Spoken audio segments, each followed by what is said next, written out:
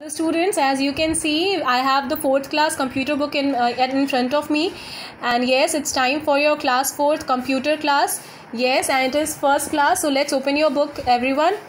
सब लोग अपनी बुक खोलें और जिनके पास बुक नहीं है वो जल्द से जल्द ले लें, क्योंकि अगर एक बार बुक का स्टॉक फिनिश हो गया तो दोबारा मिलना बहुत मुश्किल हो जाएगा. ठीक है. Yes, so let's start with the first chapter. So the name of the first chapter is computer and overview. मतलब कंप्यूटर और उसका ओवरव्यू दिया जाएगा. ठीक है.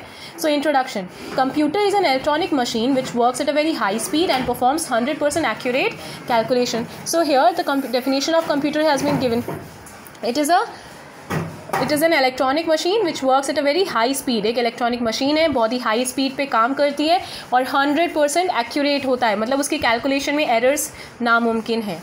ठीक है. So while working on it in the lab you must have seen that when you press a key on the keyboard और click a mouse button it responds quickly on the monitor. Between the keyboard and the monitor your data is first processed by the CPU. Data is first processed by CPU. So we can say that data is processed in an IPO cycle. IPO cycle, what does IPO cycle stand for?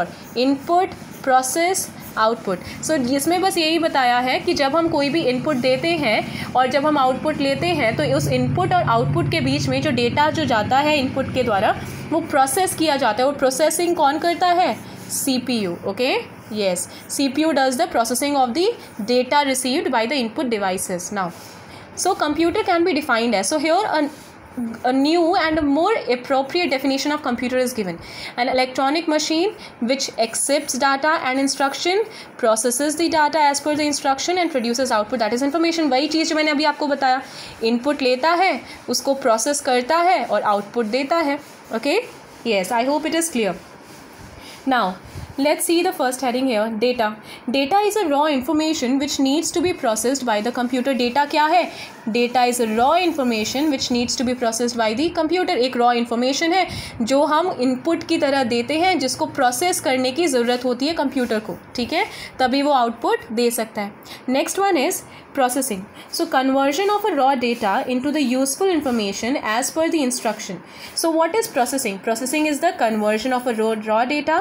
उस जो raw information, जो raw data हमें मिला उसको convert करना useful information में. यही क्या है? As per the instruction. इसी को क्या कहते हैं हम? Processing कहते हैं. Okay. Now next one. Results or information. So it is the useful information produced by the computer after processing the data. तो ये क्या है? Result या information या फिर जो आप कह सकते हो output, वो क्या होता है? It is the useful information produced by the computer after processing the data. वो यूज़फुल इंफॉर्मेशन जो कि डेटा को प्रोसेस करके कंप्यूटर हमें प्रोवाइड करता है, उसे हम क्या कहते हैं? रिजल्ट या information. Now another powerful feature of computer is it's large memory.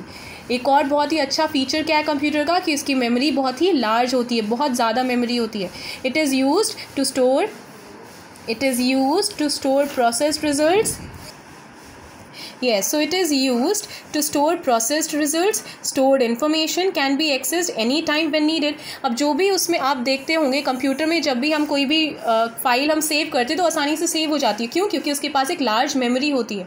ठीक है. और हम जब चाहें, अगर कंप्यूटर हमने ऑफ कर दिया, हमारा वर्क ख़त्म हो गया, हमने वो फाइल सेव करके कंप्यूटर को ऑफ कर दिया, उसके बाद आप चाहें तो उस फाइल को दोबारा रिविजिट कर सकते हैं. ठीक है.